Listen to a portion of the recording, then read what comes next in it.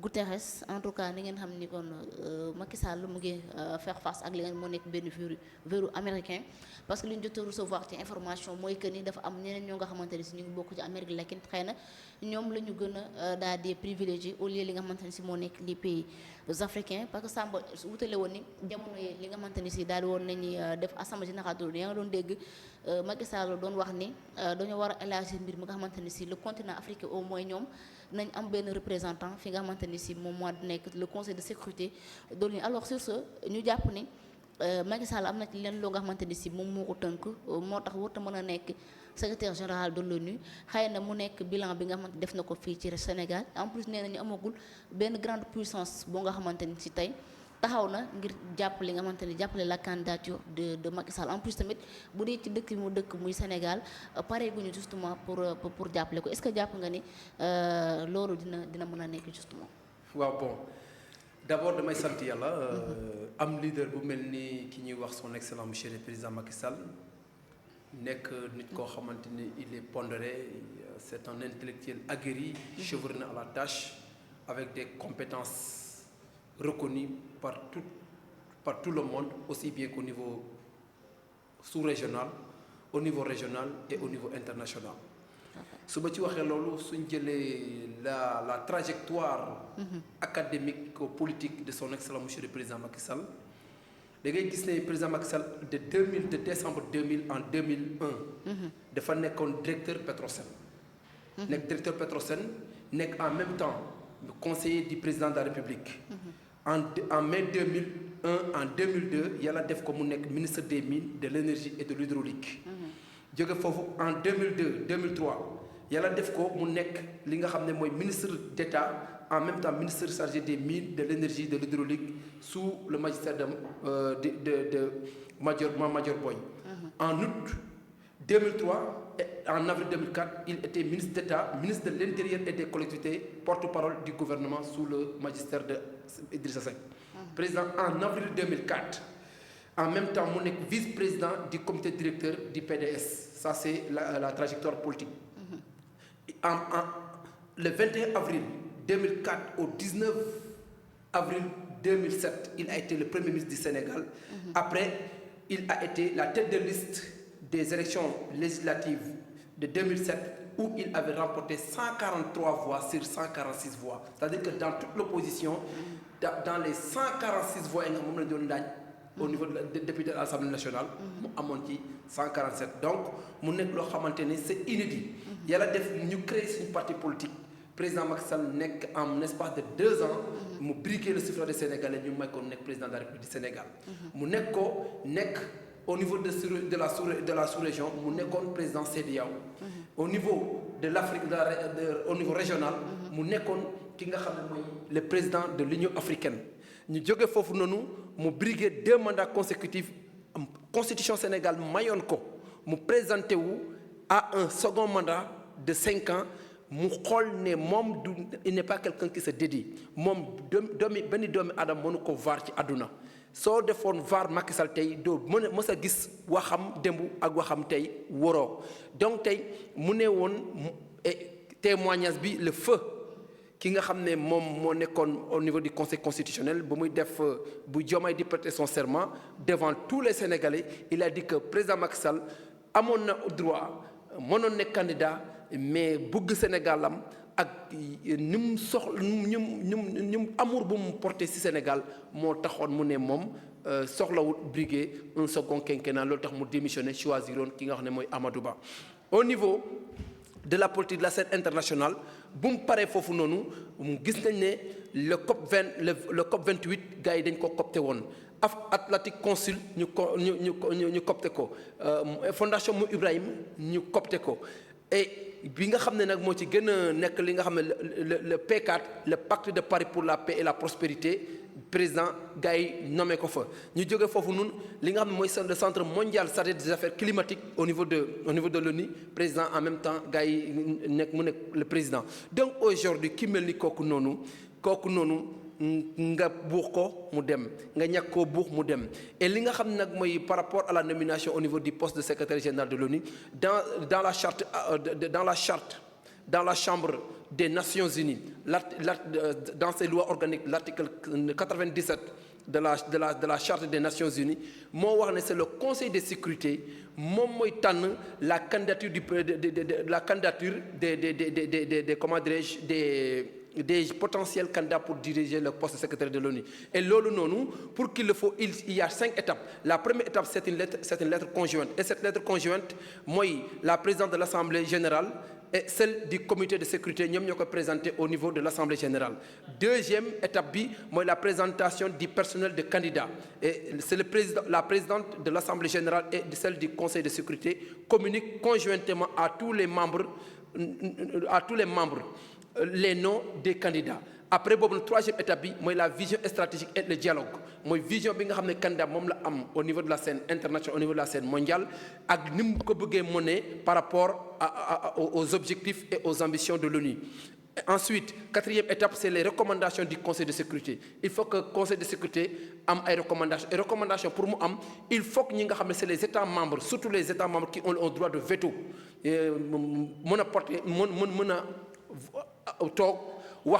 porter sa candidature. Et après ça maintenant, la cinquième étape, c'est la nomination du secrétaire général par l'Assemblée générale. Et la sixième étape, c'est le mandat. Lolo moy nga xamné moy procédure bi nga xamné nom lañu nommé li nga xamné moy secrétaire général ONU. Et lolo nonu so xolé képp ñi nga xamné jaar nañ au niveau de ce poste trajectoire bi président am carrière bi président am ak ni nga xamné ñom vécu bobu la am sur le vécu politique et sur le vécu historique ak li nga xam moy compétence ak poste yi nga xamné occupé nak au niveau de la scène internationale. So xolé le président Macky Sall au niveau des centres mondial de l'adaptation climatique bi nga xam Ban Ki-moon moko don gérer bu président buñ koy nommé il y avait 14 chefs d'État dont les 5 États qui ont un droit de veto, plus les 9 autres chefs d'État, ce sont les 14 là, avec plus de 22 pays représentants d'autres pays, nous avons voté le président du conseil d'administration chargé de la réglementation des affaires climatiques et environnementales. Lolu non nak koku non ku melni koku non poste bobu gis nañ né naturellement ñi ko jotoon occupé ils ont été au niveau du secrétaire exécutif de l'ONU. Et pour aussi là un candidat, il faut qu'un État membre du Conseil de sécurité porte sa candidature. Et que lolu nonu tay, je pense que président Macky Sall il n'a pas les mains liées à ben contrainte bo xamantene le Maroc peut porter la candidature du président, le Sénégal peut porter la candidature du président, la France peut porter la candidature du président, Ukraine la Russie peut porter la candidature du président, les États-Unis peuvent porter la candidature du président. Et que li nga xamné président Macky Sall xex nak au niveau de l'ONU, président Macky Sall est le premier africain d'avoir se donner corps et âme pour que le Sénégal, Afrique, ait un siège au niveau du Conseil de sécurité de l'ONU. Et pour que naturellement, il avait eu gain de cause. Problème russo-ukraine, le problème de la Covid-19, tous les chefs d'État ont essayé de parler avec Poutine, surtout au niveau de la zone de l'Afrique, pour que les céréales là qui ont été bloquées à cause du conflit russo-ukrainien, Macron, il était incapable de pouvoir régler la situation. Et beaucoup de chefs d'État aussi ont appelé Poutine, mais Poutine s'était braqué. Et c'est son excellent monsieur le président Macky Sall qui s'est levé ici au Sénégal, Russie, tok waxtan ak Poutine mu guéné cargo yi nga xamné c'est des cargos de céréales à des milliers de tonnes, à des millions de tonnes de céréales ñu distribuer au niveau de la zone Afrique. Et que plus que ça, au niveau de la dette africaine, c'était une lourdeur extrême et que son excellent monsieur le président Macky Sall au niveau de la Banque mondiale bu muy nek président de la République du Sénégal mo xéxalon Afrique, xéxal Sénégal, xéxal Afrique, xéxal tout le continent africain par rapport et xéxal le continent asiatique par rapport à cette dette, à ce que la dette soit revisitée et que pour que nous mën ko exonérer wañi ko pour que les pays africains et les pays asiatiques qui sont sous la coupole de cette dette puissent avoir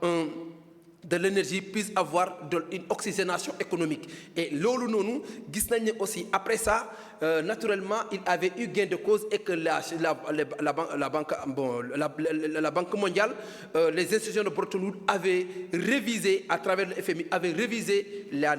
dette africaine et la dette du continent asiatique pour que véritablement ñu mën a am essoufflement ñu mën a am une oxygénation par rapport à la gestion des affaires publiques, par rapport aux affaires socio-économiques de l'Afrique et du Sénégal d'une manière générale. Donc ku mel ni kooku noonu yaakaar naa ne tey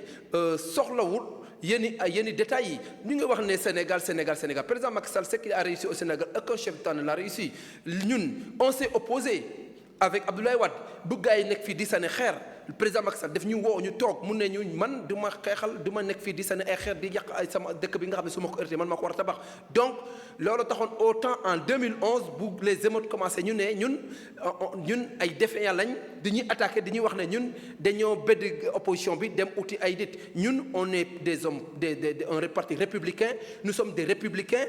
nous sommes des humanistes et ce qui nous intéresse c'est le Sénégal ce qui nous intéresse c'est de bâtir un état de droit et que loolu noonu on s'est opposé. Mais malheureusement, on a eu à voir à partir de 2014 un certain parti politique boo xamante ne c'est un parti né de la délation, dans la manipulation et qui ont toujours utilisé la violence et la vendetta et l'anathème pour hypnotiser la démocratie sénégalaise, pour fragiliser nos institutions. Et malheureusement, ce sont ces genres de carcans politiciens qui aujourd'hui s'adonnent à vouloir pouvoir donner des leçons de morale, alors qu'en réalité, si on regarde la sociologie politique du Sénégal, la sociologie politique et l'anthropologie des partis politiques au Sénégal, on voit nettement qu'en réalité, le président Macky Sall, il ne sera jamais leur alter ego. Malgré tout, la baffe du crapaud n'atteindra jamais la colombe blanche. Ils veulent ternir l'image du président Macky Sall, mais naturellement, xam nañ ne 2021-2024 ñun teg nañ ci gis nañ teg nañ suñu ay bët bari na ay émeutes yu fi xew ñuy jiiñ Macky Sall peut-être de crime financier wala crime humanitaire yu fi xew est-ce que tamit loolu du benn tension boo xamante ni même fekkente ni am na benn parcours bu yéen ñëpp jàpp ngeen ne rafet na est-ce que loolu du tension bu ci li mu def. C'est ce qu'on appelle la galimatiase, une fanfaronnade politique et de la pantalonnade politique. C'est de la pure manipulation orchestrée pour uniquement ternir l'image d'un homme. Mais déglu ma damay ñëw moo nekkoon chef d'État mais waa ji bu muy jógee këram en plein couvre-feu di dem Sweet Beauté mais kan moo ko fa yóbbu woon est-ce que yaa ko ligoté yóbbu ko wala man maa ko jàpp yóbbu ko wala kan moo ko jàpp yóbbu ko kenn moom lañ toog couvre-feu ñu gis ne poste ne na demoon naa jékki-jékki xam nga dew ma woon jékki-jékki defaat poste ne demoon naa imam bi moom waxoon ne nangam ñu gis ñu ne complot man jusqu'à présent à l'heure où je vous parle j'ai besoin une réouverture de ce procès pour que ma xam véritablement ñan ñoo comploon waa jooju ak kan ñoo ñu impliqué ci problème boobu noonu suñ ca jógee émeutes yi am de 2021 en 2024 les mêmes comportements que j'avais les mêmes récriminations que j'avais, ce sont ces mêmes comportements et ces mêmes récriminations que j'ai aujourd'hui. Je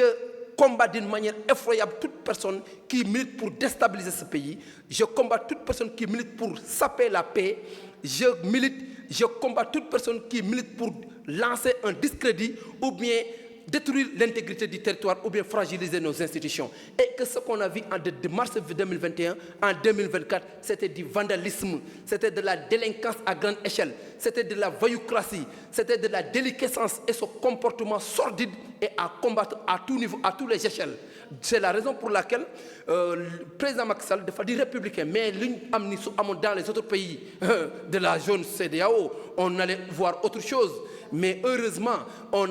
je tire un chapeau bas au général Moussa Fall et à toutes les forces de l'ordre d'une manière générale qui ont véritablement géré la situation avec beaucoup de finesse, avec beaucoup de pragmatisme, avec beaucoup de hargne, avec beaucoup de professionnalisme, de telle sorte que malheureusement ñu fi gaañu maa ngi jàlle seeni njaboot naan nu may wax rek nous sommes des hommes de paix mosuñoo ñaan yàlla nit deret sax tuuru ci biir Sénégal rawatina nag nga am ay décès mais comme noonu la demee loo gis am na cause immédiate am na cause lointaine mais ñi nga xam ne ñoom ñoo falu tey lañ leen doon proposé Sénégalais yi newoon nañ ñoom suñu yéegee dañuy dindi comment dirais-je malgré tout on a ratissé des conventions et des lois internationales malgré tout on nous a dit que dañuy non, je suis dans un débat. 20 minutes tu parles. Non, c'est mais pas on va sérieux. poser une question. Après, quand il aura la parole, je te laisserai débattre. C'est pas un débat. Donc, Tu parles de tout et de rien. ñi fi falu dañu amoon programme ne ñoom suñu faloo la loi d'amnistie dañ koy dindi après ñoom ñu def assemblée nationale Aïssata Tall Sall ne leen su ngeen ko dindee assumez vos responsabilités ñu ne ñu daw xool gauche xool droite dugal la ko na une loi interprétative après xamoon nañ ne loi interprétation on sait que la généralité de la loi est impersonnelle et de portée générale soo ko defee la loi n'a pas de cible personnelle et individuelle ñu dem conseil ne leen lii furaas baaxul donc aujourd'hui tey fekkee ne véritablement ñoom lu ñuy wax ci APR loolu loo am te dëgg la mais nañ dindi la loi d'amnistie ñun ñëpp ñu dem wuyu ji c'est ça la vérité kon donc yaakaar naa ne fekkee ne loolu am na kon y aurait pas de non-lieu du am dara nañ dindi la loi d'amnistie ñëpp wuyu ji mu jeex à part ça nag le président Macky Sall n'est ni de près ni de loin lié à ces problèmes li fi am mooy c'était un chef d'État comme Diomaye nu mu nekkee chef d'État Diomaye comme il est chargé de garantir la paix et la sécurité de ce pays c'est exactement ce que le président Macky Sall était chargé de faire et Diomaye l'a rappelé dans son discours du 31 décembre 2025 il a parlé de l'intégrité du territoire il a parlé de la paix il a parlé de la sécurité c'est ça un chef d'État c'est ça un homme d'État doit protéger ses populations un homme d'État doit protéger la vie privée et publique des gens un homme d'État doit préserver la sécurité du pays, l'intégrité du pays et les intérêts publics et privés des individus. D'accord. C'est ça la vérité. Merci beaucoup Samba, c'est important alors Mbaye Sène ci